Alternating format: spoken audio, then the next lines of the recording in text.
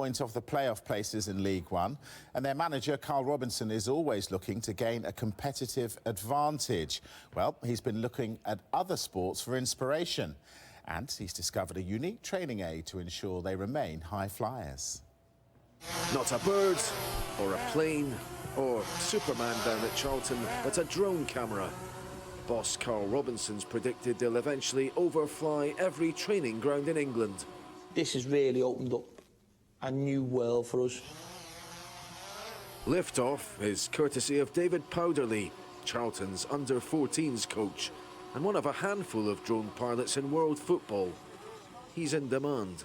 I did a presentation in Geneva last year, which was in front of FIFA, UEFA, and then there was delegates from clubs. And since then, I've been to Barcelona, Espanyol, Ajax, Feyenoord, the Dutch national team. Often I'll quickly come in and try and chop up our coaching points. Analyst Brett Shaw edits key moments while the squad have lunch.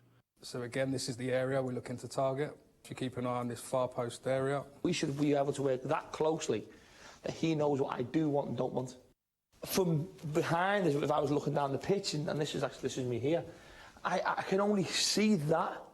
I can't see now the distances between this line and that line, or maybe the distance between him and him, or him and him.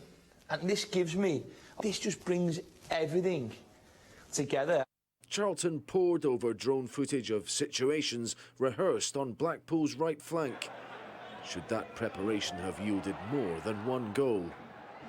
It just enables us as a football club, I just think, to move things forward.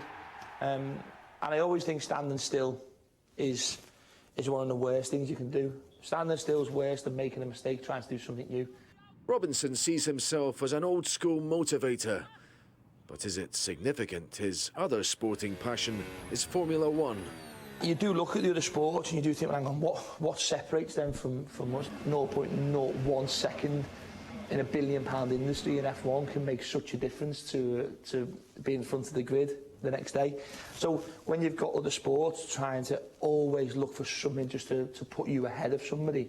So have you still got to allow a space for the wayward genius that maybe doesn't track back quite the way you want? So I never ever want a player to be robotic, ever. I think out of possession you should play off a structure or a system. In possession you should have an idea, but left to your own devices to be free. Is there psychology at work too? Do his players cross the white line already feeling one up on their opposition? If they go up come May, will this have played a part? So the question is, are drones now here to stay, or are they just a passing phase? Craig Slater, Sky Sports, Charlton.